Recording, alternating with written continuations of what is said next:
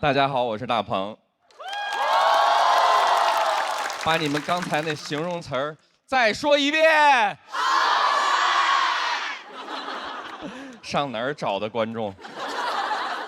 我知道你们都在想，大鹏来能干什么？一个导演，我们不想看他宣传新电影，我们想看的是付航，是刘洋、刘仁成。巧了，我的新电影《长安的荔枝》，他们都在。我这么说啊，也没有利用他们要宣传的意思。想要宣传，我找刘德华、杨幂多好。巧了，他们也在。还有周星驰，他的喜剧精神与我们同在。我很崇拜星爷。10年前我第一次拍电影的时候，我就想邀请他客串。我带着《煎饼侠》的剧本去到了香港，我跟星爷说，能不能参与我的电影？星爷说，大鹏，等一下，我这边也有一个剧本，叫《美人鱼》。他问我有什么想法，我一想这是要我演呢。我陪着星爷聊到了第6天，星爷说，大鹏，你必须要走了。我说咋了，星爷？是哪儿不满意吗？星爷说，大鹏，再不走，港澳通行证要过期了。我抓紧时间赶紧问吧。我说星爷，你到底想让我演哪个角色？美人还是鱼？星爷这一次没有叫我大鹏，他陷入了沉默。我当时就明白了，星爷其实根本就没打算让我演，他想让我倒。最后他也没好意思说出口。煎饼侠还没来客串，但我始终记得我们俩要合作这个事儿，所以我一接到这个节目的邀请，我就来了。我不想再等了，我单方面宣布，这个节目就是我跟星爷第一次合作。爱咋咋地。合作了，星爷合作了。我很喜欢我和星爷合作的这个节目。选手我都认识，有一次我逛商场，我还遇到大老王了。虽然当时我们都戴着口罩，但是我认识他那双泪汪汪的眼睛。我说：“你是大老王吗？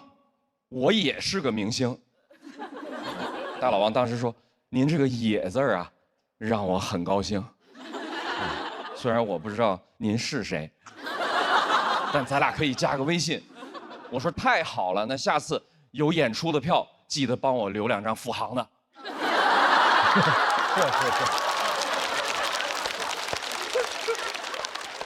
付航是真红啊！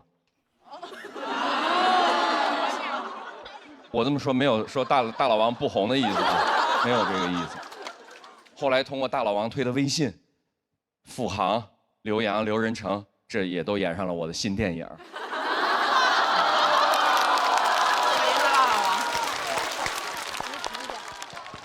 有人好奇，他们红了以后会不会飘？飘不飘我不好说。反正有一次在拍摄的现场，观众们看见演员了，观众们很热情，在那喊“刘天王，刘天王”。刘洋和刘仁成同时站起来挥手致意，把身后的刘德华挡得严严实实。你们也都看到这个局面了，录到今天，2位刘天王。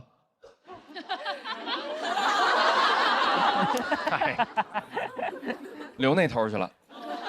在这里，电影要上映了，我也想跟3位参与了的老弟打个预防针。其实最后成片里啊，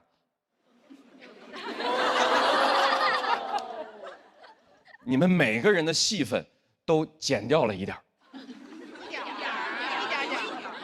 问题是他们也就拍了1点。但作为导演，经常会遇到类似的情况。你说电影拍得很精彩，时长有限，这个时候是剪掉刘德华的戏呢，还是剪掉付航的戏呢？刘德华。我相信每个导演都会剪掉刘仁成的。我就知道。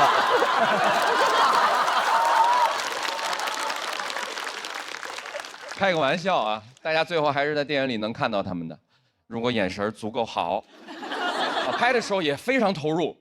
付航在电影里演一个岭南荔枝园的保安，有官兵要来砍伐这片荔枝林，付航不干了，说要誓死保卫，说跟树有很深厚的情感。后来还主动要求加一场打戏，啊。说要不然人物不完整。你们要问打得狠不狠呢？反正那场戏是那部电影付航的最后一个镜头。人物倒是完整了，人无完人嘛。打完以后我说打得很好，咱们能不能再保一条？付航。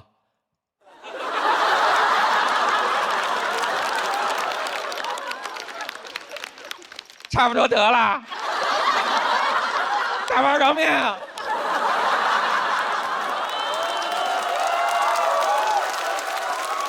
我赶紧安慰他呀，我说虽然你的戏份不多，但是你回去可以跟亲戚朋友说呀，咱们这部电影这么多的明星，主打一个付航。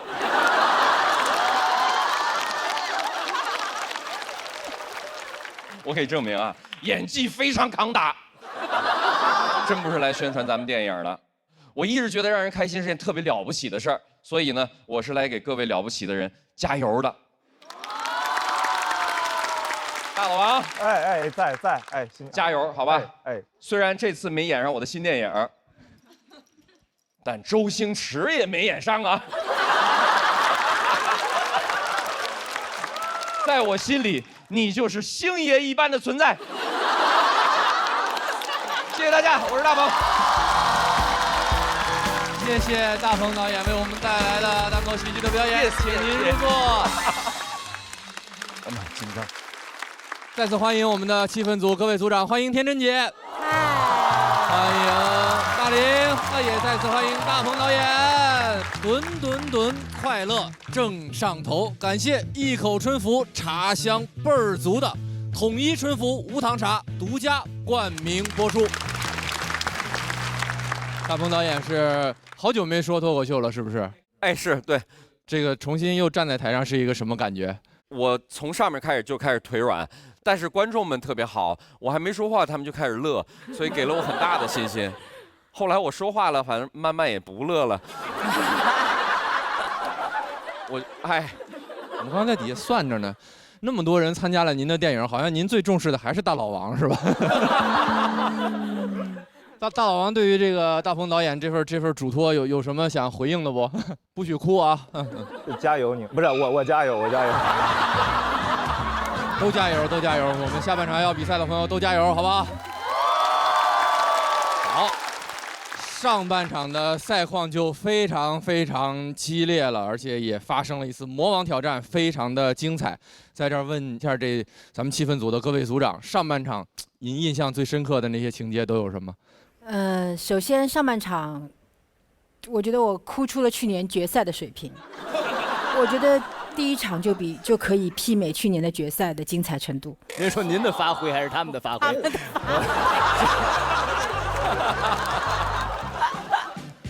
我说我的情绪的激动的程度，情感的浓度是吧？对。大林呢？我印象深刻还是付航吧，还是付航。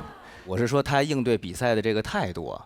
他永远在说，他说：“哎呦，我就是一个特别普通的一个小演员，然后特别希望大家所有人都比我强。”他会有这种心态。你按理说上一季拿了这应该功成身退了，这一季又来了，不是1年就功成身退。是，就说这个人家不骄不躁嘛，特别的佩服。而且我们新朋友也没有辜负付航的嘱托，付航的金牌已经被嘻哈我们今年的新朋友拿走了。嘻哈是我们上半场的第1名，大鹏导演呢？我感觉我要反思一下我自己，因为你站在那儿了，你感受到了，你才知道他们多了不起。那些看上去那么伟大的表演，现在在我心中更伟大了。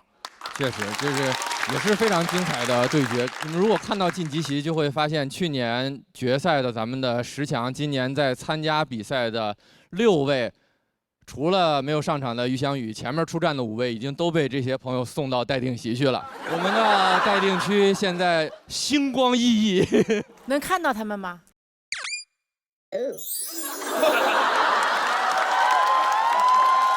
哎呦呦，嚯！发生啥了？发生啥了？完了，跑了。往哪跑啊你？干啥呀？哎呦哎呦！哎呦，刘仁荣，看不着这儿，看不着这儿。啊，不知道咋了？喂，嗨，嗨，大家好。这是黑灯是吧？这后边有刘洋教主、刘仁成。挨个介绍一下，除了于翔宇之外，其他全在这儿了。报数吧，报数吧，黑灯。3、4、哦5、 6，对，7都在这儿了。于翔宇，快点来吧，于翔宇。我是老八，我就不掺和他们了。那我们就开始咱们的比赛，团队火拼赛第2期上半场正式开始。希望坐在对面的朋友们好好发挥，也辛苦各位现场的观众朋友了。就像在剧场那样，还是老规矩，喜欢就笑，喜欢就投票。我们的上半场开场演员也很不容易，而且他是一位来自海外的朋友，他是一位东北人，但他生活在新加坡。哎，我们最热烈的掌声欢迎阿水。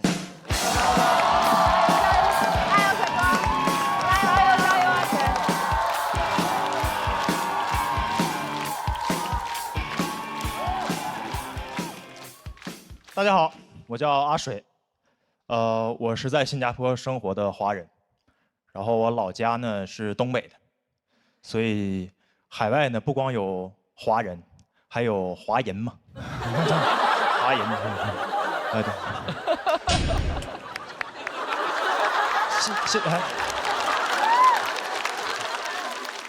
这自己人，新加坡那边的华人也看咱中国的综艺的，啊。但是追的不勤了，可能会有一些滞后。咱这边的很多梗啊、流行语啊，传过去可能都成老梗了。但是我们也很爱看，很爱看，因为质量都很好，很精彩。怎么说呢？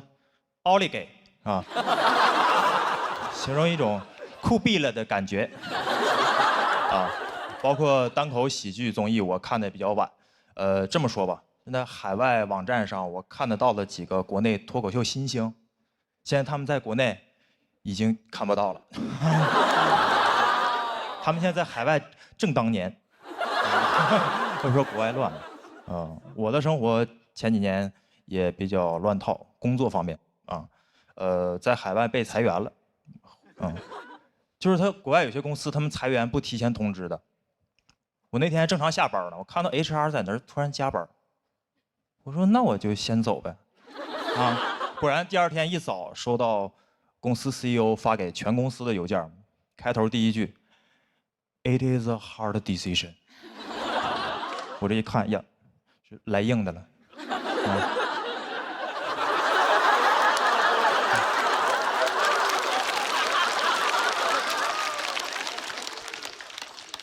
确实是能先走了，是吧？当天就被裁了，当天被裁的。跟大家说一下是啥公司吧。就国外那种一创业就要做什么全球化的公司 ，global company， 哪有那么 global 啊？就自己网站做的高大上，啊，贴一堆外国人，4个人恨不得凑7种肤色，那几个人假装对着一台电脑工作是吧？那个话外音也很应景 ，We are future maker, we are problem solver。We work together because there's only one computer. There's only one.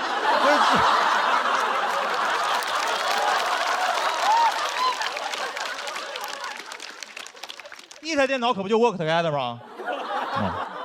当时在海外接着找工作，挺累的，就是要接触各种 HR，就是刚被一个企业踢出来，你要再听新的 HR 宣传他们那些企业文化，我心里就俩字儿：忽悠。接着忽悠。我当时面试咱国内大厂在海外的部门，啥公司我也不说了，反正那 HR 说话挺有范儿的，感觉每个字都有节奏啊，非常感觉在跳动啊。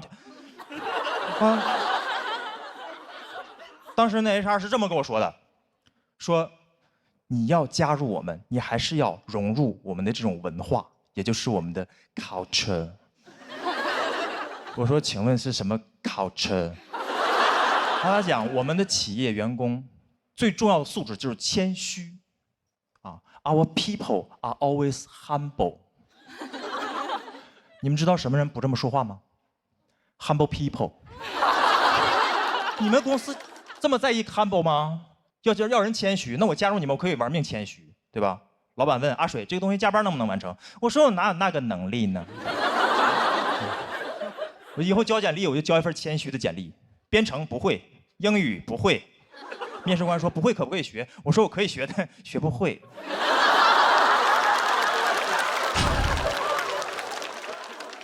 我不是说 HR 的工作不好，大家都是工作。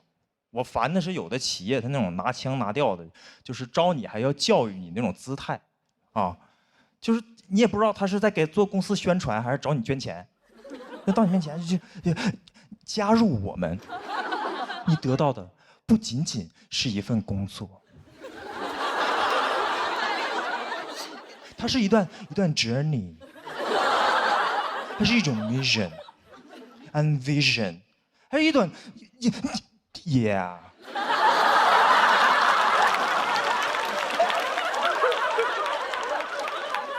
你说这跟 HR 聊天，你能没有格局吗？是吧？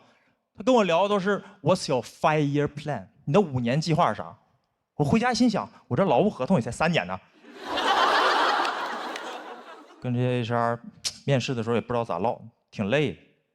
当时就特别希望学我东北我爸那样，就是在酒桌上都自来熟，能拿捏一切住场面，就是自信，对吧？一般一个老妹儿先把酒杯拿起来，有没有大哥讲2句啊？我爸拿起酒杯来，行。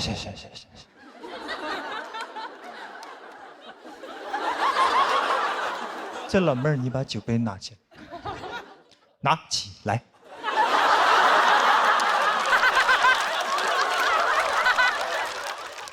酒杯里呢有酒，我喝了，你随意啊。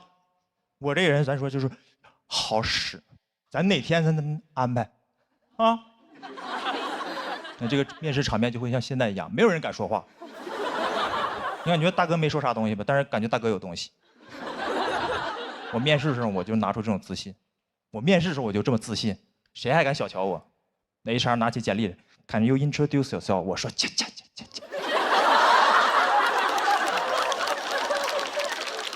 那 HR 老妹儿，你把我简历拿起来，拿起来。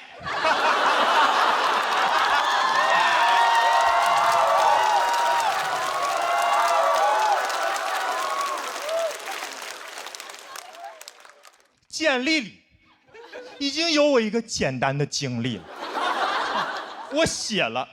你看不看你随意是吧？我介绍一下我们东北人，我们东北人好使。咱哪天咱安排，是吧？外国 HR 听不懂我就给他解释，好使。I'm a problem solver。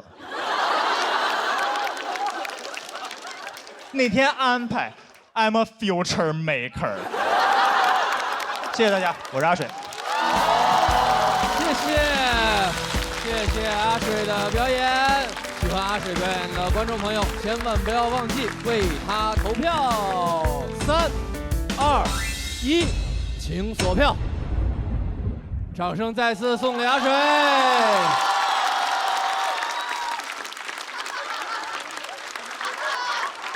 阿水虽然是第一次登上喜丹的舞台，但是就很稳健的表演，我看几位也是。看的就是一直在点头。大鹏导演这一听就是老乡，对吧？老乡，纯老乡，我可能认识你爸。喝过酒。他说第一个包袱是华人，海外不仅有华人，还有华人，我就拍灯了，太亲切了。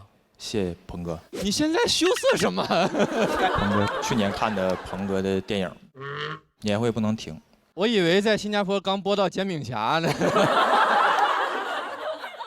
而且他的表演真的就是有一种时空穿梭的感觉。我已经很久没有在这个脱口秀的舞台上听到忽悠这2个字儿了。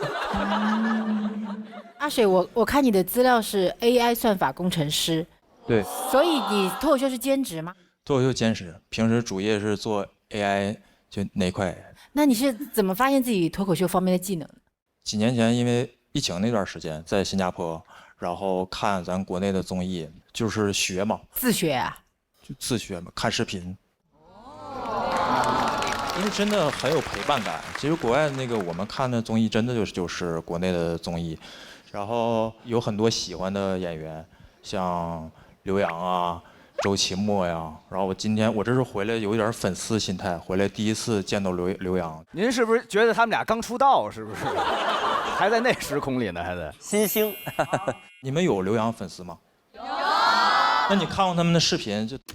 哥们儿，一起练呐！你一组我一组怎么样？这个太像，声音都像。你可以退赛了。他是用 AI 研究过我吗？希望你追星不要追到那个待定间去，好不好？但我觉得他刚刚的表演里边，确实他一说，我感觉能看到一点点周奇墨在那种影子。就是我现在要给大家呈现一个你们不认识的人物，你们不认识的场景。你们甚至可以点一个周奇墨的段子，我都能给他学出来。爸爹，找把他杠，找把他杠，都赢我的呢，都赢，又都赢我的呢，都赢。Listen to 拜拜 ，Listen to 拜拜啊！大林看完之后觉得熟悉吗？有种。其实我在看整个节目的过程当中，我猜测啊，其实是一个较为内向的人。对。您和刘洋他是真他觉得这样他很那什么，您是模仿他套在他那壳后头，就是还是觉得做这些东西会有一些羞耻感。没有，就I 人是这样，I 人只有平时表达是非常少的，他只有在台上的时候有那么几分钟给大家看一下他是啥样人。再点一个，再点一个，别点了，不是，来，不是原版视频的版权不在咱们平台，那个怎么有一种进入东方斯卡拉的感觉？好，谢谢阿水的表演，谢谢阿水获得了我们气氛组的2票。那我们就要开启下半场第一次的挑战环节了。各位演员还没有上场的诸位要想一想要不要挑战。最后倒计时5秒钟。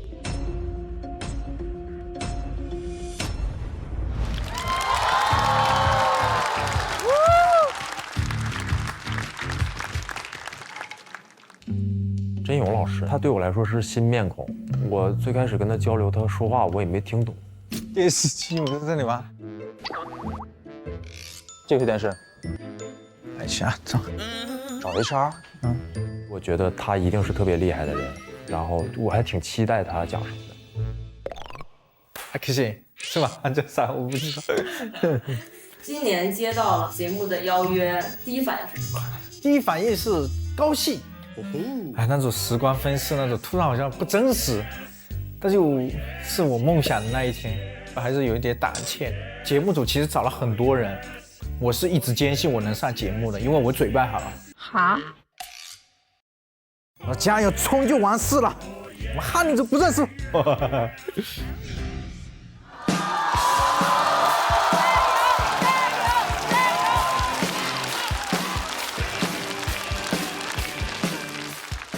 Hello， 大家好，我是真勇，真正的真，勇敢的勇，谢谢大家。第一次来到这个舞台，我还是简单介绍一下自己啊。我是这个来自云南的这个边疆少年。哦，是不是大家看见了边疆，没看见少年？那除了这个长相之外，我其实最大的特别是我的口音，大家听得懂吗？听得懂。对啊，我这口音很奇怪，连普通话都说不好。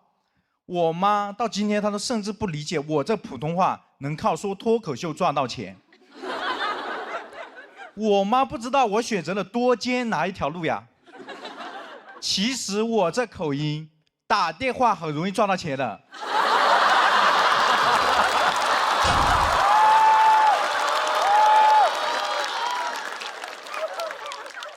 我这口音也给我带来很多困扰。我这口音给我带来最大的困扰是那个读书背文言文的时候，老师说我的口音话比文言文还要难听懂。记得有回背这个《月牙楼记》，我当时就背我说齐碧渊，谢帝啊子又爱又好像是了爱了。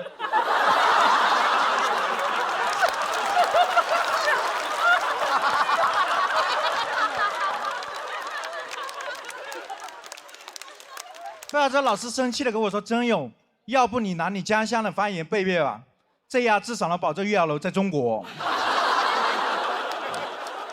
但其实造成这口音的原因是我说少数民族话，我是少数民族，而且出生在那种多民族聚集地。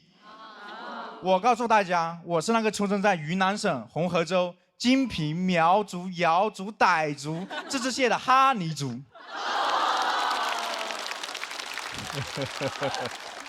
那在多民族地区生活，真的会显得我们哈尼族很普通。你们听听看，苗族人会下蛊神奇，傣族人过泼水节热闹。我查了半天，我们哈尼族唯一的宣传点叫“大年初一不出门”，这算什么民族习俗呀？那2020年的春节，全世界都是哈尼族啊！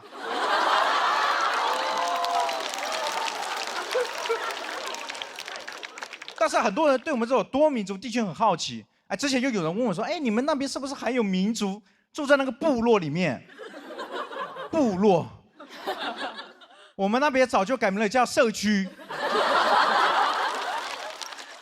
刚改的时候，还有人说要派几个物业来保护我们。我们说好的，我们会保护好这物业。还有人更好奇啊，之前有人跑过来跟我说：“真有，你们那么多少数民族，小学的时候一起读书，民族之间不会有文化冲突吗？”我小学的时候连文化都没有。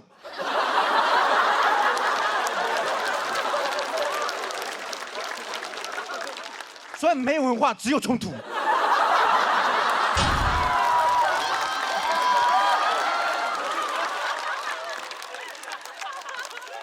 比以前我们的冲突根本打不起来啊，因为我们根本听不懂对方在骂什么啊。除了少数民族聚集地之外，这里还是祖国的边疆边境。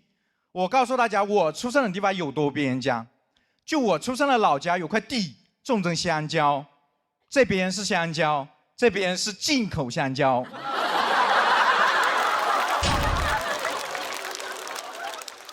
就有多边呢？就是我国最著名的那个边塞诗人王昌龄，他对我们来说他是内陆诗人。他被分配到那个边疆，要到我现在的老家还得再被分配一次。有的人出生的地方条条大道通罗马，我出生的地方条条小路可以到金三角呀。但我特别不能理解的一个点，我今天生活在成都，我妈生活在这样的老家，她特别担心我在成都被人卖到缅北。我说妈，更应该注意人事你吧。我在成都离边界线1000多公里，你在老家离边界就只有1公里。但我妈这个人特别乐观呀，她跟我说：“孩子，我担心啥呀？对面的现在我熟悉了呀。”被骗过去了，我骑个摩托车就回来了。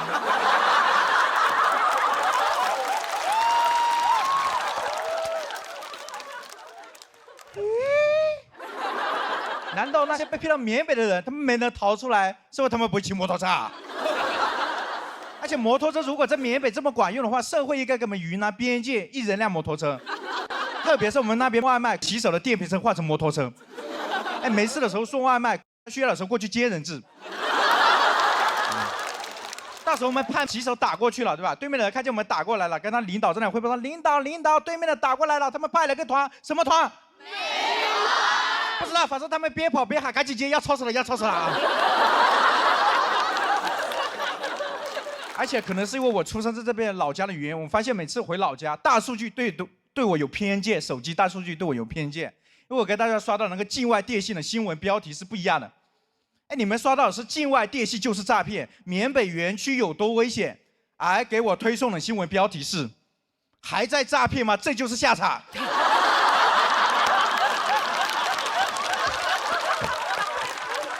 好，今天讲到这，现在我是边疆少年，加油！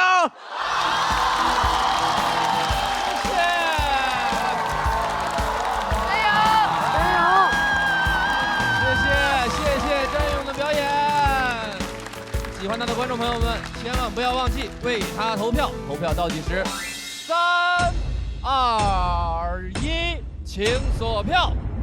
掌声再次给我们来自后阳喜剧的边疆少年真勇。谢谢大家，谢谢大家。非常精彩，非常精彩啊！这位边疆少年的这个整个的状态，有没有唤起咱们边水少年大林的一些回忆啊？我都想振宇老师了。去年我们一块儿回来，今年他又回去了。人已经留下来了。快让那个他妈妈去解救一下。没事，我家摩托车是免费的，可以用。哦，那边一扫码就能骑回来是吧？特别好，特别好。我知道昆明那边讲马普是吧？马普，我们那里是哈尼族嘛。哦，您那边确实是多民族融合。我上一个这么知道还是纽约呢，你知道吗？就是啊，就确实是特别热闹。而且我觉得您这个，我觉得其实普通话算是说的挺标准的了啊，是吗？就因为我们听起来其实没有什么太多的障碍，对啊，因为云贵川那边其实它西南官话也属于是北方语系嘛，对，所以大家接受能力也都挺强的，然后再搭上您这个天然的这个地理优势，其实说出来，我觉得大家一个是觉得很新奇，再一个确实您的演绎也挺好玩的。谢谢。如果边水晚是有第2季的话，到时候可以推荐一下我，到时候你当那个本胜出演，我来当本地出演，好吗？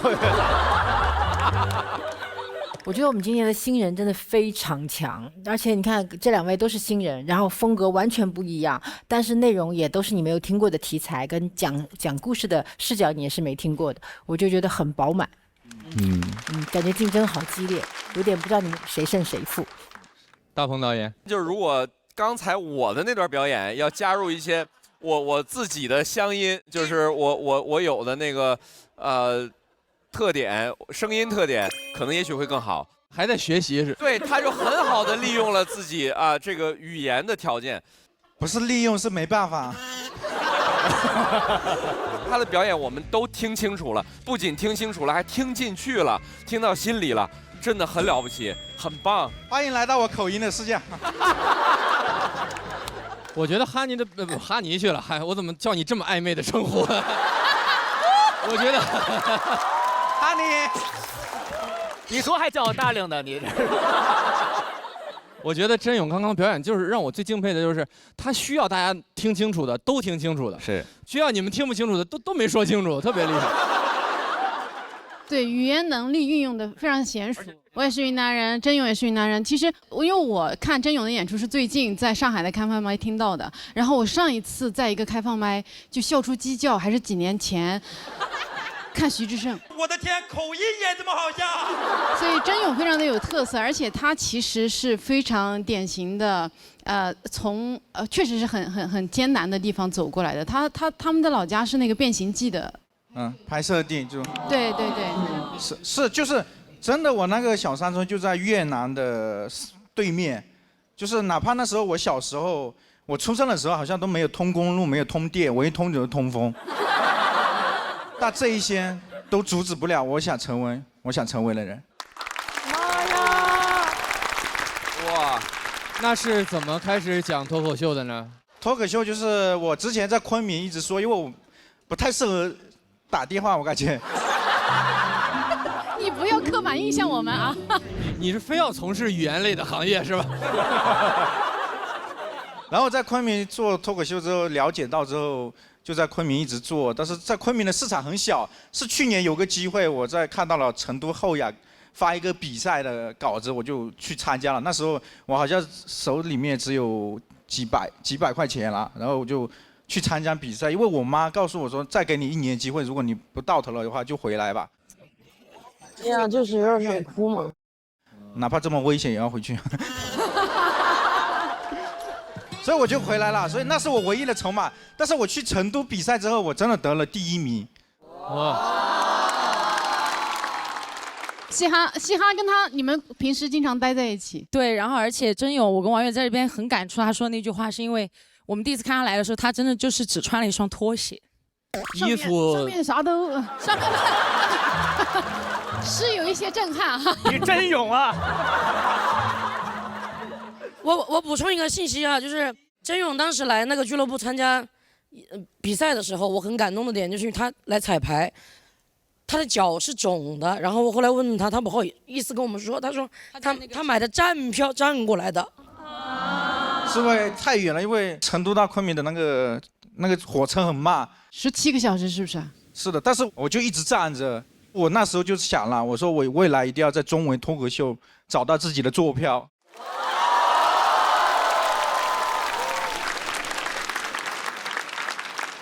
谢谢你，谢谢你把你的故事告诉这么多人，也谢谢你把这么精彩的表演带到这个舞台上。我想气氛组的这个回馈也是你应得的，你拿到了气氛组的3票满票，恭喜真勇。那我们把阿水也请回舞台中央。究竟2人的比拼结果会是如何呢？一个边疆的打一个境外的。单从当场的表现来说，我觉得不分上下，有点难分伯仲。请看大屏幕。哇！恭喜真勇胜出。同时恭喜阿水170票，是非常非常优秀的成绩。根据咱们的规则，阿水要暂时前往待定区啊，见到你的各位偶像啊。追星吧，哥哥。平起平坐了。有刘洋、刘元成，还有谁？你还没看到去年决赛呢是吧？啊。参加了的都在啊，那是。有什么要对大家说的，就再托付2句。大家还是去边远的地方旅游的时候，多支持一下真勇的演出，啊，然后还有一些更偏远的地方，比如新加坡，大家去了以后也可以去我们演出。希望以后还能再见到大家。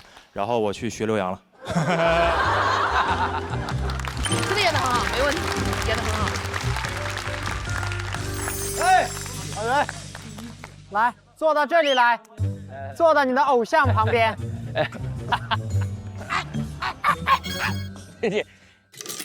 根据规则，挑战继续。我们坐在对面的朋友们，如果有人要向真勇继续发起挑战的话，倒计时最后5秒钟。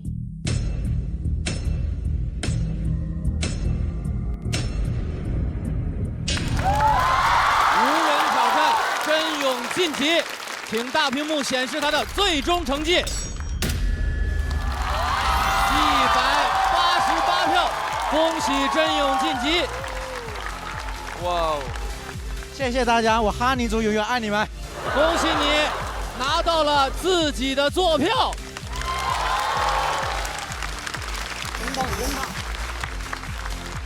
我跟他很熟，就是真勇从云南到成都的第1场比赛，我就有在现场。其实还很感慨这样的一个从大山里面走出来的一个演员，他能够有这样的淳朴，这样的真诚。想起当时我选择做这一行，我妈特别不支持我。我说妈，我说你给我2年时间，我说如果我还没被大家看到，我就听你的话。后来我身无分文，觉得我说在昆明我不能再混吃等死，我要出去外面闯。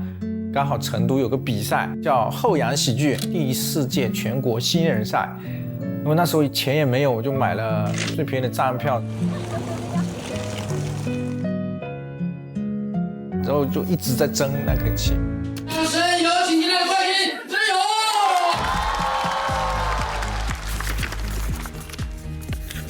那一次我是只买到了站票，也很穷，但是我说我一定要通过我自己的努力，在中文脱口秀找到自己的坐票。这次很高兴的是，我买到了坐票。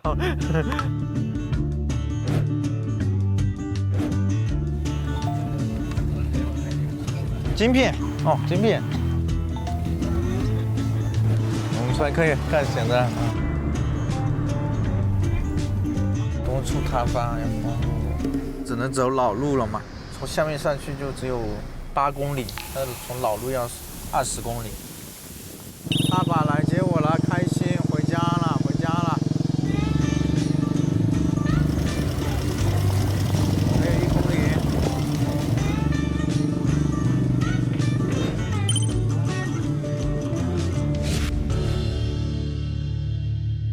这就是哀牢山区啊！小时候我就一直生活在这边区域的时候，很压抑，因为你看，除了山还是山，就根本就看不到任何的希望。但我那时候就说，我一定要走出大山，要走出大山，走出大山。走走，看舅舅，来，舅舅要出场了。哎呦，我妈生活在这样的老家。别弄跌下来了，现在。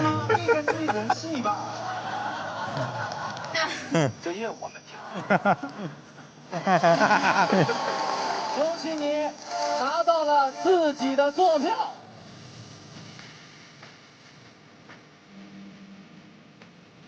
他可能看不懂，但是看到我在舞台上穿着我们大女主这种衣服，然后站在舞台上，他就开心。因为的确做脱口秀的前2年，我是没赚到钱的，但是我现在真的有底气说，我一定会把我们家庭因为这个行业改变。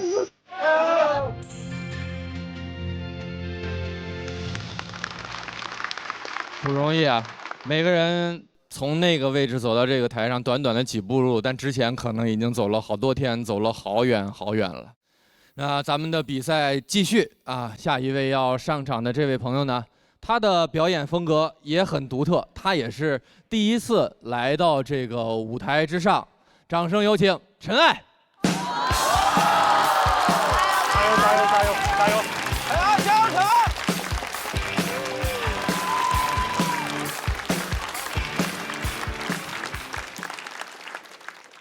大家好，我叫陈艾。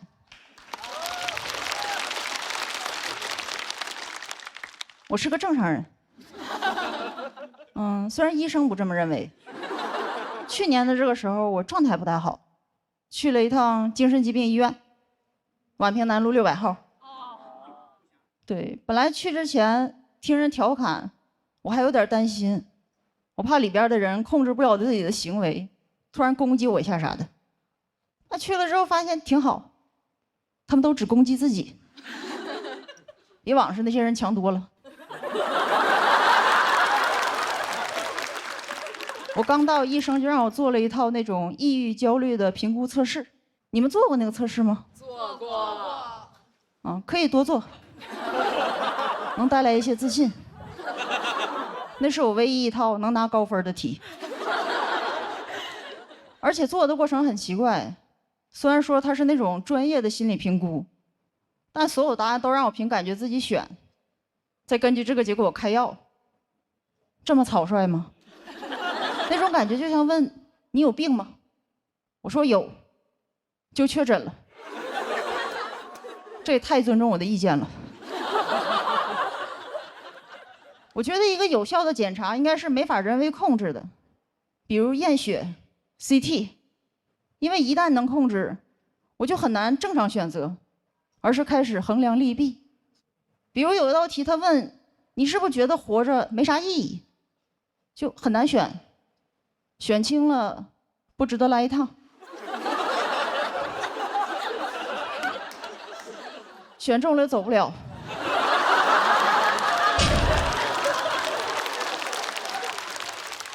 类似这种问题很多，整个测试给我感觉好像就是，只要你觉得自己有病，总能查出点啥。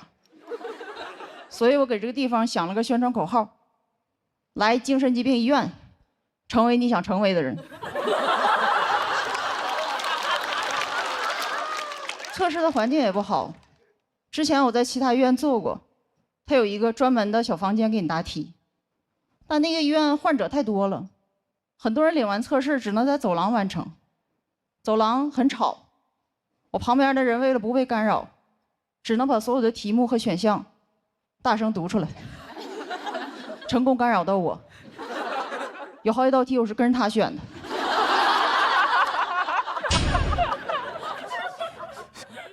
最后测出来结果，我不但有抑郁和焦虑症，还有一点轻微精神病。我就知道他有病。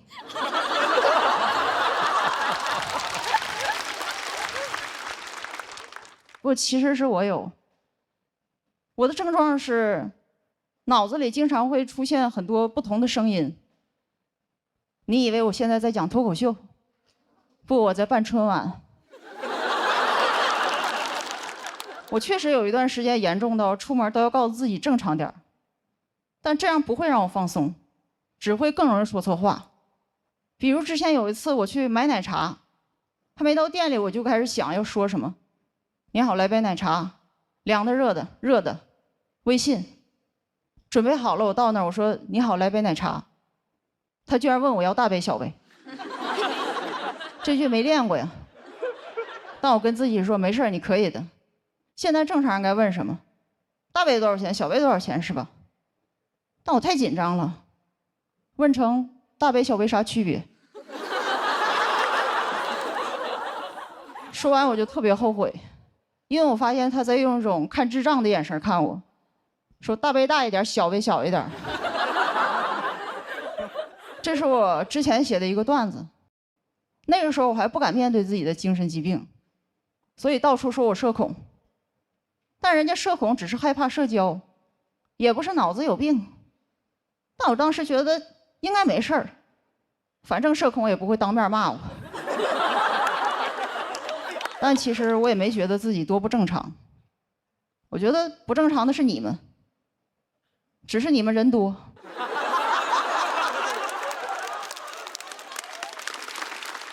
我懒得计较。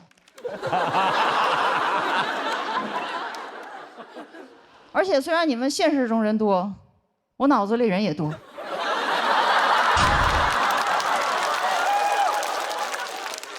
我只是在外边收着，有时候也会遇见一些人跟我说：“没事儿，你放松点儿，别太紧张。”我心想：哼，我放松，就该你们紧张了。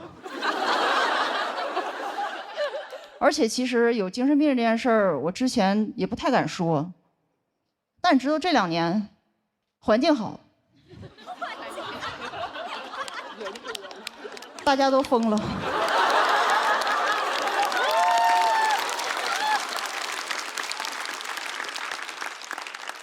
我也没想到一个神经病还赶上了好时代。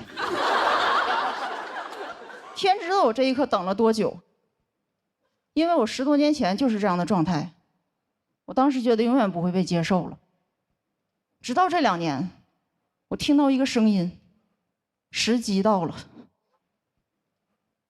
原来我不是风，我是先锋。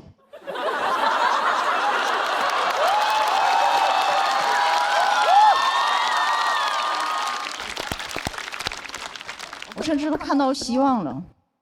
他们说信息时代人也更容易抑郁，也就是你们也会走我走过的路，你们加油吧，反正早晚都得疯，别错过这个风口。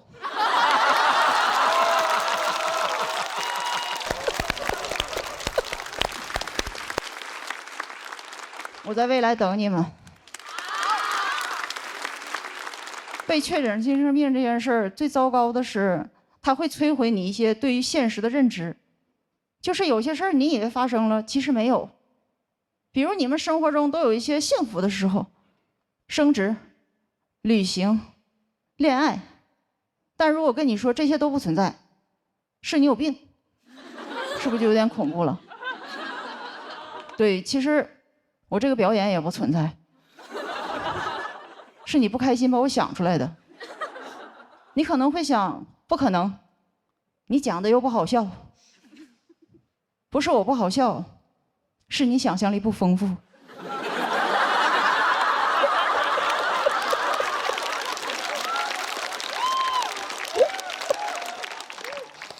没事儿，我想象力丰富。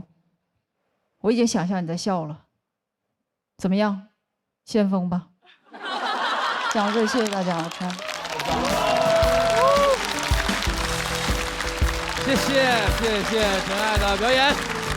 喜欢陈爱表演的观众朋友们，千万不要忘记为他投票。投票倒计时，3、2、1，请锁票。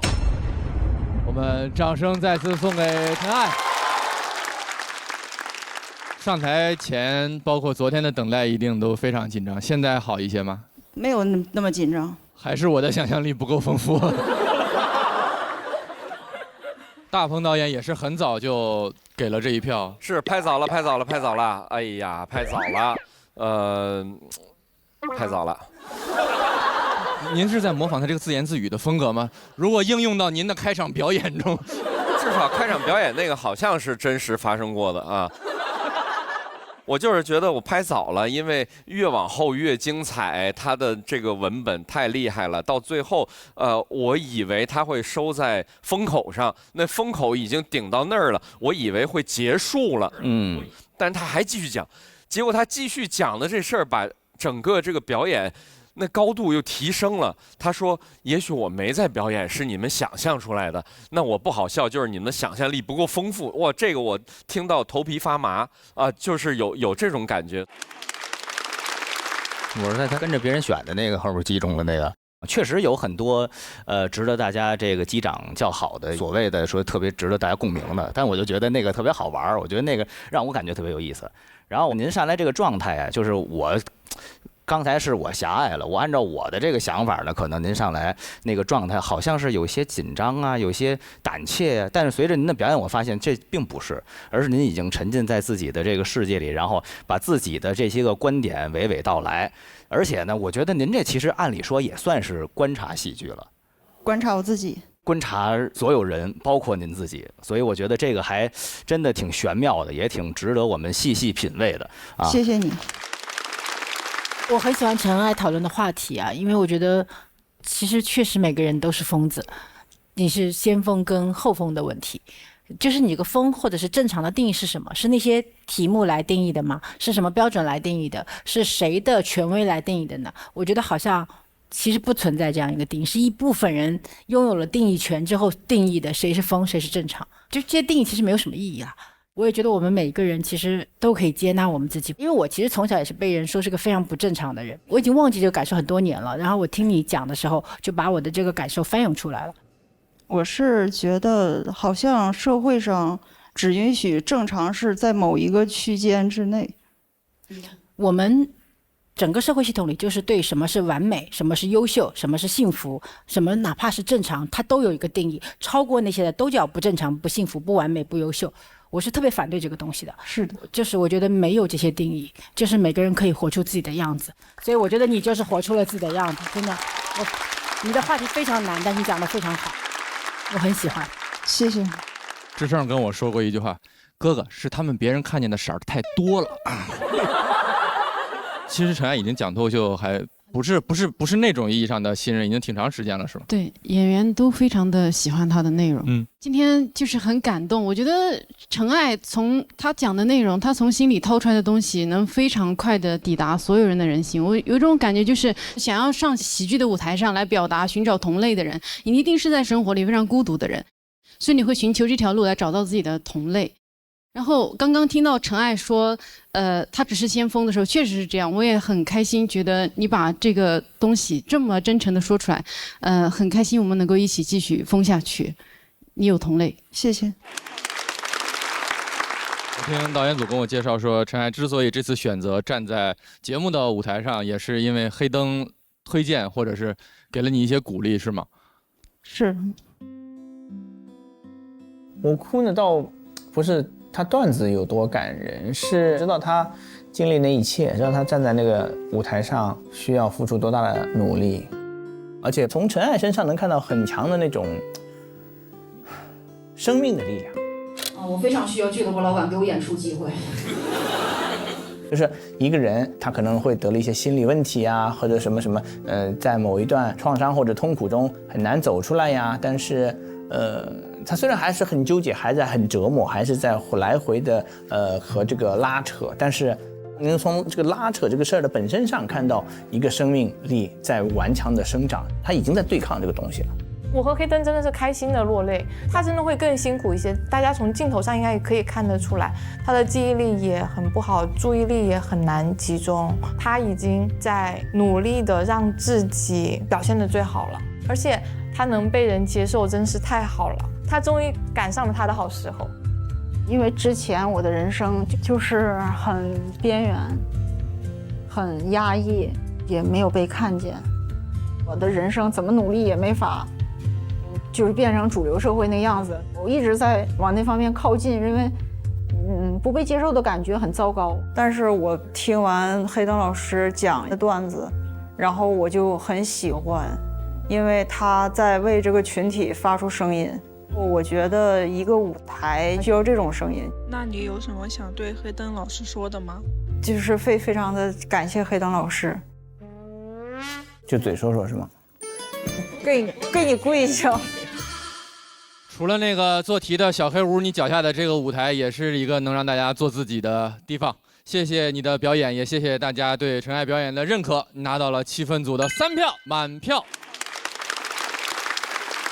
挑战环节仍然要开启，在座的各位演员，有谁想要向陈爱发起挑战？倒计时最后5秒钟。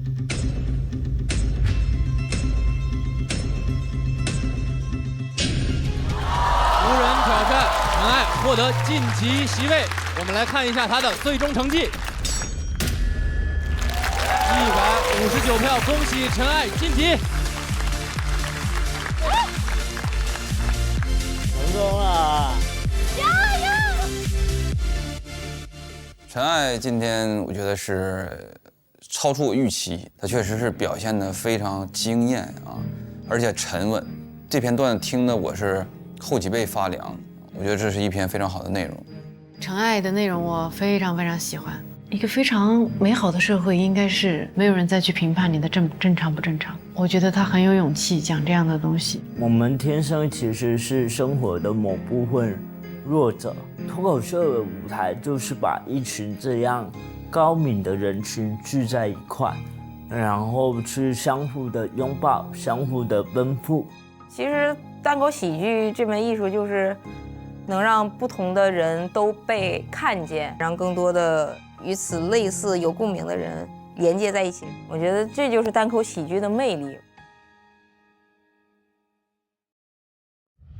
春福焙茶，我的茶就是香，茶倍儿香，一口春福茶香倍儿足，三重焙火口口香，一口春福茶香倍儿足，一口春福茶香倍儿足。经上市哦，还是无糖的。今年的新朋友确实都各具特色，每个人也有自己的风格。我们演出继续，接下来这位要上台的也是新朋友，也是年轻人，一位从小城市终于走上了喜单大舞台的年轻人，我们欢迎林简期！加油加油加油加油！简期好帅呀！林简期太帅了吧！这是在干什么？别给我帅死了！确实很帅，确实很帅。林简期他也太帅了。简期有一种东北热血高校的那种感觉，东北小栗旬。哇，你好帅啊！妈呀，什么？哇！也有骂我大傻子的。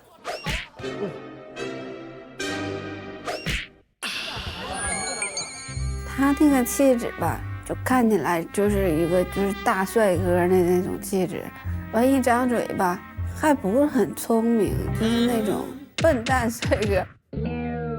简单介绍一下你自己吧。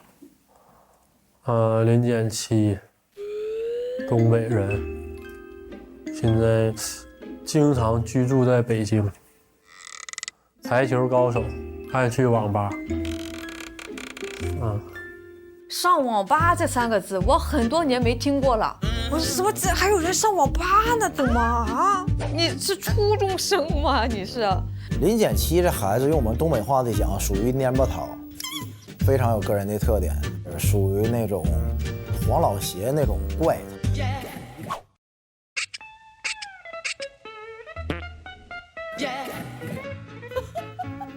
这太抽象。小林他的段子，我觉得那个梗啊都很奇怪，然后又很值得琢磨，有那种说不出来的那种魅力。林简期也很强，这是非常受瞩目的新人啊。林简期，林简期拿过好几个比赛冠军啊、亚军。小林他就是年度心梗赛上打败了我，取得了第1名的好成绩，也是实至名归。我会先崩溃。他今天已经差点崩溃了。作为组长来讲，我当时是很担心，很多人可能会对他稍微期待有点高，我是怕大家这样的话是对他有压力的。我不怕输，演好就行，加油！加油加油加油加油！ Hello， 大家好，我是林建七，我是一个东北人，我出生在东北的一个小县城抚顺。我觉得出生在小城市，你就很难介绍自己。别人问我家在哪儿，我说辽宁，他说辽宁哪儿，我说抚顺，他说抚顺在哪儿，我说离沈阳很近，每次都很繁琐，所以一般我会主动说我是辽宁沈阳抚顺。我是辽宁沈阳抚顺，我是辽宁沈阳抚顺，直到一个南方哥们儿紧紧握住我的手，他说：“你好，抚顺。”你好，抚顺，我广西南宁李坤，你好。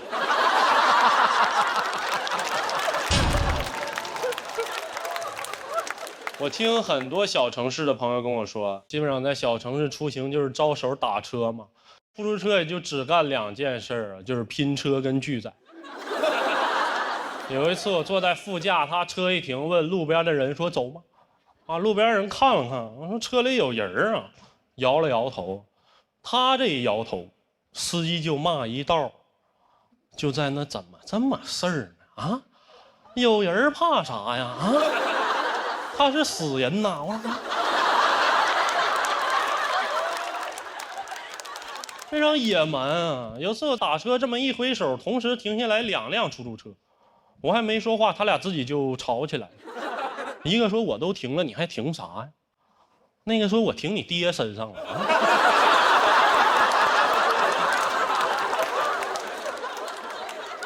怎么你停了我就不能停呢？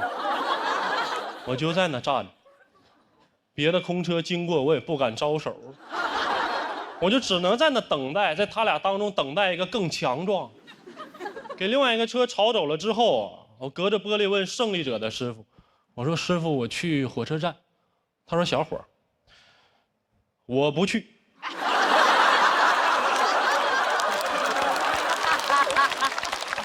也没有共享单车，其实投放了一批共享单车，一夜就没了，全让老头老太太拿走卖铁，太快，就一夜。哈喽单车拜拜了。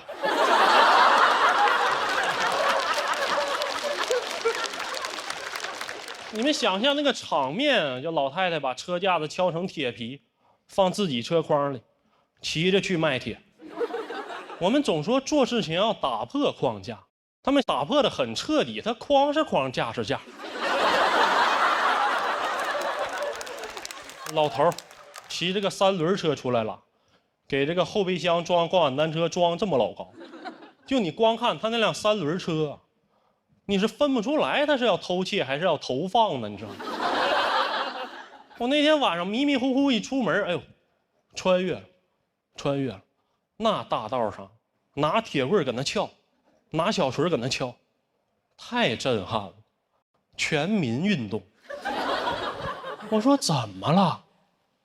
又变杠了啊？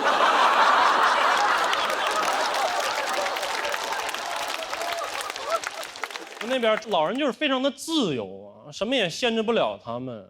宗教也是，他们信的也不是正规宗教啊。好多老人他信教是因为他们到岁数了，准备上天堂。信别的就很少，你要跟他说轮回，他就说轮回我就不去了。宗教这儿不让干，那不让干，他们信教的主旨就是我都能干，因为我能忏悔。所以你能看见一种奇观啊，就好多老人在教堂门口打牌。哎呦，这帮堕落天使啊！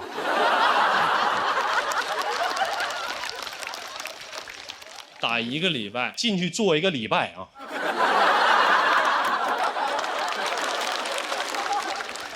那话你都没听过呀，主啊，我忏悔，妈3代1出早了。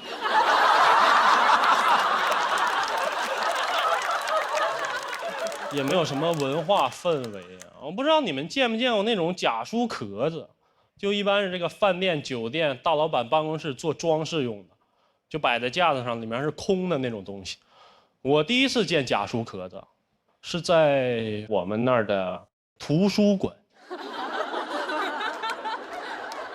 我说这个地方到底是先有的假书还是先没的文化？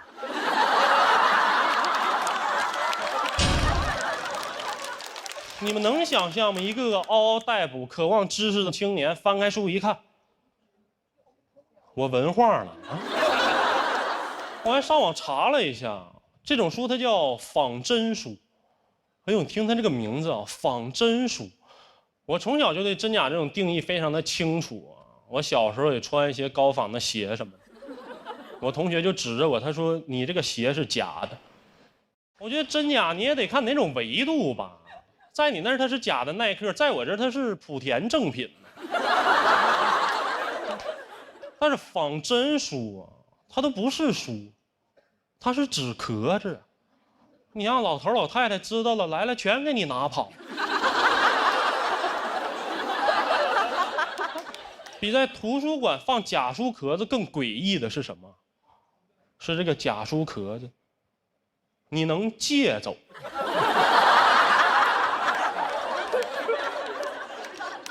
当他跟我说这书啊，你最多看30天的时候，我都有点入定了。我说这里面他该不会有字儿吧？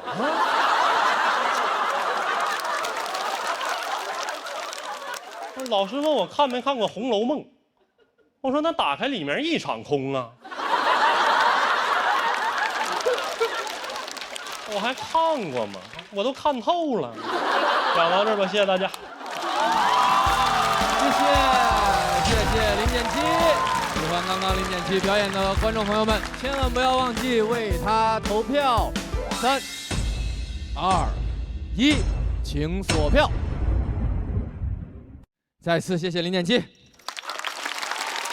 新人朋友上台前不敢多介绍，不敢抬得太高，但其实简七是过去这1年大家都很关注的一位新人演员，也是在很多线下比赛中成绩非常优秀的一位新人，也是拿到过梁岩杯冠军的人。喜番的心梗赛从创立以来一直都是梁岩拿的冠军，所以他也称为梁岩杯。确实，我看气氛组的朋友也是被逗得嘎嘎的。我记得好像是大鹏导演第一个拍灯的是吗？对，他是辽宁沈阳抚顺，我是吉林通化吉安。介绍我的老家吉安，没有人知道，所以我是在这个地方拍的灯，我特别的有同感。我挺高兴，我这个压抑了一整天的乡音。我想在接下来释放一下，之前都让自己说普通话，但是我看了他的表演，我不知道为什么你会把东北话说出一种上档次。向不了解东北的朋友们，很好的展现了东北人是一个什么样的状况。很好的推广了家乡，因为我也很热爱这片热土。你看我的电影里也经常都是描述我家乡里面的事儿，所以我感觉就有一种那个东北文艺复兴在脱口秀这舞台上产生了。东北话都复兴了，又复兴了啊！我很喜欢你的表演，期待你接下来的段子，加油加油！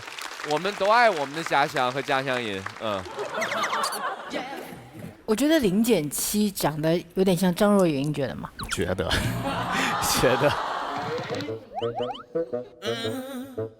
咱节目好几个明星脸呢。烧饼那也算。烧饼。他身上透露一种古怪的气质，就是很古怪。是什么呢？就是此刻啊。就是你古怪，但是又很好玩。帅气抽象，这个词蛮好的，又帅又抽象，帅抽。我觉得他跟大林有一点像，就是他们其实很年轻，但是有一些老成的气质，但你俩老成的方向又特别不一样。我有那么老成吗？我也想推广我们天津话，其实也还行。特别好，尤其我特别喜欢的那个。欲言又止的那种，哎，那个味儿最对了。我最喜欢那包，我当时没来得及拍就过去了。我们那儿就没有共享单车，但其实我们那儿也有过。就是这包太值钱了，这太有意思。所以您现在也不会骑共享单车对吗？那会，我去过大城市。没有，开玩笑，特别好。我觉得您的这个状态什么的，这个独树一帜，而且特别精看，也精琢磨，我觉得应该是今年冠军有力的争夺者。别，那期待你后面的表演。这一次也是拿到了气氛组的3票。挑战环节现在开始，如果还有演员要挑战，就请起立，倒计时5秒钟。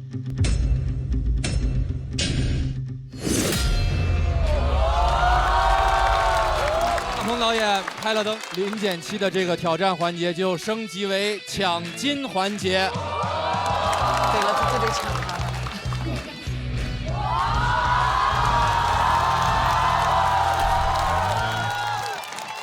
哇，这么多人！要去抢金牌了！哇，打起来了！来吧，于博来，掌声有请于博。我在后台见过于博，他不长这样。我叫于博，来自黑龙江省七台河市。在平时在喜剧联合国演出。我呢就是比较内敛。因为我觉得林简期，因为大家也都很喜欢，我们玩都很好，他确实是今年新人里面大家比较期待的。当然，于博大家也很期待。我觉得对于新人来说，他去选择一个那么被大家期待的新人，是很有勇气的选择。老七是我心魔，之前在喜番金港赛决赛，我接他完全没接住，那一场他冠军，我到第2。那一次就演的我醍醐灌顶，演的我琴瑟和鸣，脑瓜嗡一下子。我说这有人能这么写段子吗？很长一段时间呢，一写段子脑子里全是林简期。我是那种很个人的觉得，我就是想打林简期，就是想克除心魔。林简期最强新人，怎么事儿啊？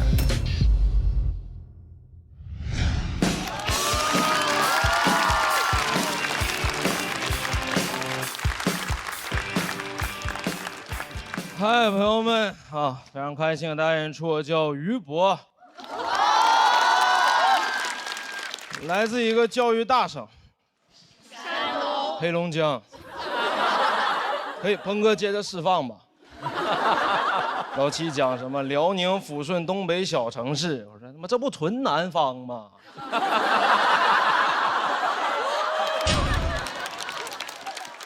当然，教育大省不是空穴来风。各位，我知道这2年互联网对黑龙江刻板印象很深，东北小孩抽烟喝酒打架混社会，往那一站就是松柏欲盖弥彰。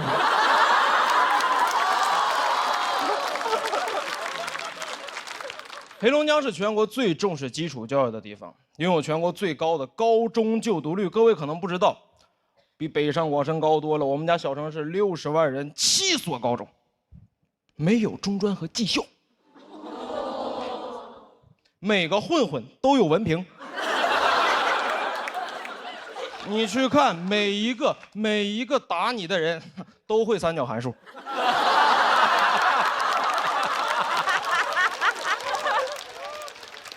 你说学那有啥用？我说看那香港电影《古惑仔》，我说这里边但凡有一个黑龙江人，一眼就发现了。那大哥说。给这个人给我扔海里淹死之后沉了。大哥不行，因为浮力公式 F 等于肉液 G V 排，淹死就飘了。重视教育，读书改变命运这个观念刻在我们骨子里，从来不掩饰读书的目的，很直接很夸张。我们当时高中班级直接到班级名字就叫清北班，清北。太直接了，这和那种衡水中学不一样，人家不叫，但能考上。我考不考上别说，我们就叫，先叫，先叫的人先享受清北。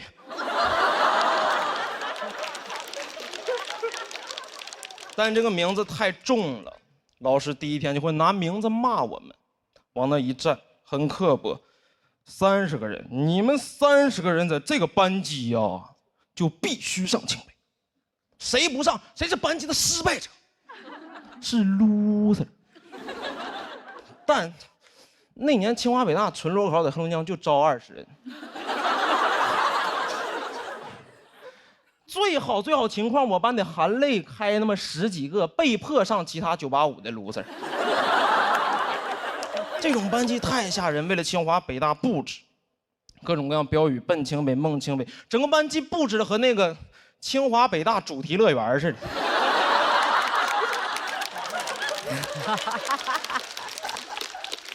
每个人的成绩和分数线的折线图，给饮水机取名叫未名湖。在这儿学习，批卷不敢使劲儿，得清华。天天在乐园里边学习学懵了，说一会儿6点半有没有校长坐着花车游行啊？没有，这个名字很重，老师会拿这个名字骂我们，很多事儿干不了了，玩手机什么的。你们这几头烂蒜考清北，那清北学生会玩手机吗？啊？清北学生会谈恋爱吗？啊？那清北学生会说话吗？你也不知道是骂我们还是骂清北学生。往下边一坐，我都纳了闷了。我说他们到底会什么呀？这群不会玩手机的单身哑巴。高考那年确实失之交臂，没考上，因为自己会太多了。被迫在上海同济当了4年 loser 啊。哦，这个事儿不值得哦，因为说实话，这不是我想学的。但那种教育观念里，如果你没去到那2所最好的学校，很多人生你就不能选了。当时特别想去北京人大学社会学，我妈说社会学你上什么人大学啊？你上社会上学。听妈在上海同济学计算机，我说那计算机为什么不在网吧里学？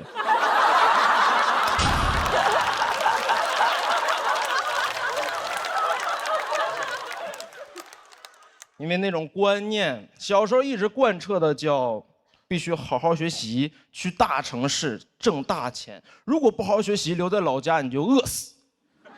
小时候深信不疑，直到自己真的来了上海，发现这事儿不对。因为我也可以好好学习，在大城市然后饿死。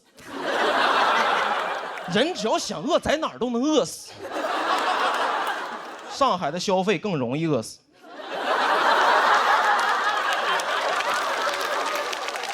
但说实话，刚考到上海那年，整个人还是沉浸在自己走出了那种小城市的幻境里边，觉得自己哎呀，哥们在上海打工干个3、5年就买房买车了，你们在老家什么东？直到今年过年回家参加了同学聚会，所有人除了我之外留在老家都买车，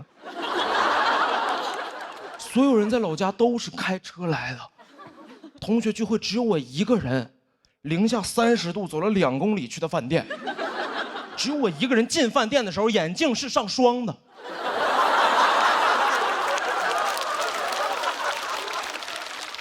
他们有车的人眼镜的霜拿雨刮器就刮掉了。这就是我们观念的区别。因为来上海奋斗的城市，你会觉得大学刚毕业23岁开什么车？23岁在上海就奋斗就该坐地铁。23岁不坐地铁，什么时候坐地铁？对吗？车对我来说应该是那个我在上海打拼了很多年，奋斗原始积累啊，最后中产了，追求车啊房啊，那是我奋斗的奖励。车应该拿地铁里程换。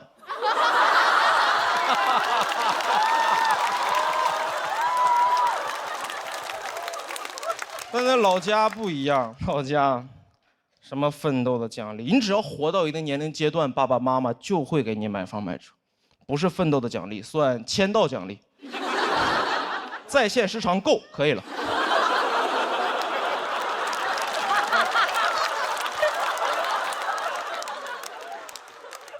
确实不理解为什么在老家的朋友能生活的让我羡慕那么多，因为在我看来，他们很多人没有解决自己独立生活的问题，爸爸妈妈就把一切都给他安排好了，我羡慕至极。独立生活的嘛，我说问一个哥们，我说哎，为什么买车？和你们在上海不一样，这在老家，钱花不出去。我说钱花不出去啊，你发点假币呀。这句话让我醍醐灌顶，那一刻突然意识到，成年人的世界里不是那种完全的读书改变命运。再去考他们，没有人在乎了。问一个哥们儿，我说哎，交流电系统的发明者是谁？他说不知道，去你的吧！然后开着特斯拉就走了。讲到这儿，谢谢毛宇波，拜拜。谢谢于博的表演，喜欢他表演的朋友千万不要忘记为他投票。投票倒计时最后3秒钟，请锁票。谢谢于博。于博其实就是一直在上海的演员，喜剧联合国的演员，虽然看着非常狠，其实是一个00后。他其实刚刚说了，你们都没有注意到，对不对？23，01年的，大家数学还是需要努力一下，上黑龙江读一读。也是大鹏导演的这东北老乡，东北一家人又家人了，是吧？是，我以为这节目搁沈阳录的呢。说实话，我当时写这段段子的时候，还是受大鹏导演，就是其实影响挺深。哦，我初中特别喜欢你的作品。后来上同济就差点了，是吧？我当时看过您第一本书《在难搞的日子笑出声来》，那个时候很触动的是里边的一个画面，说吉安从县升到市的那天晚上，全县在放烟花，然后但是您只有6岁，只能看到所有人的脑袋。谢谢你，谢谢你。通过你的脱口秀的表演，真的大家也有想了解你家乡的冲动。我自己也想到了我的家乡，我是尽可能的把这个故事放在家乡去拍摄。之前拍了一个电影叫《缝纫机乐队》，当时为了拍这个电影，还在当地造了一个大吉他。后来呢，我就是因为工作的原因，就很少能够回到老家了。后来我在他旁边看到一个网红打卡的那么一个路牌，上面写着“我在大鹏导演的家乡很想你”。我就在那牌子那儿，当时我心想，其实大鹏本人也很想念大鹏导演的家乡，但是回不去的地方就是故乡。我们可能出发了太远，有的时候得回到那片滋养我们的土地，得跟他亲近亲近，才能收获继续前行的力量。哎，今天我看你是脱口秀，我就收获到了这种力量，谢谢你。我们家乡叫七台河，七台河其实也是一个很小的城市，算是中国最小的，人口可能也很少那种地级市，黑龙江最小的，比抚顺还能小点吧。我们就老大了，我们就没有过共享单车。确实，从家乡出发，然后去所谓的这个大城市追逐梦想也好，去继续求学也好，是好多人的人生故事。这边坐的这几位其实也是好多你们的人生故事，是不是？田真杰，我刚才看到于博下来的时候，我盯着资料页反复看了很多遍。这是你吗？这是曾经的你吗？我当时比较年轻啊，因为小的时候一直靠读书，想读书怎么的，来到上海之后叛逆期来的比较晚一点，就要18、19的时候突然开始叛逆。那你是怎么开始讲脱口秀的呢？以前我们同济有一个社团了。脱口秀社团，对，算是中国最早的脱口秀社团之一呢，就很早。然后我是19年入学那年就被我们社团啪就拉过来了，我说我想去相声社团，他说你不去，不去对了。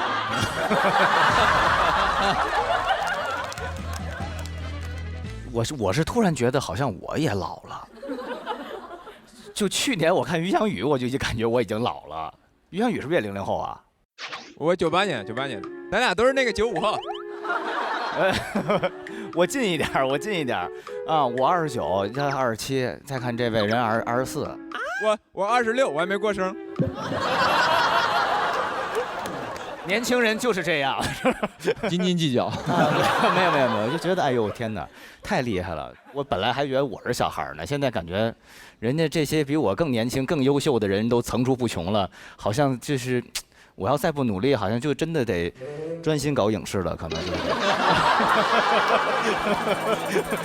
没有，特别好，谢谢你，谢谢。特别好，特别好，我们都很羡慕你，现在在这么年轻的年纪，已经有这么熟练的技巧，能把你当下最在乎的，也最困扰你的那件事儿，这么清楚的跟大家都说明白。气氛组给了你满票，我们把林简七重新请回舞台。谁会在这次的对决中胜出呢？结果请看大屏幕。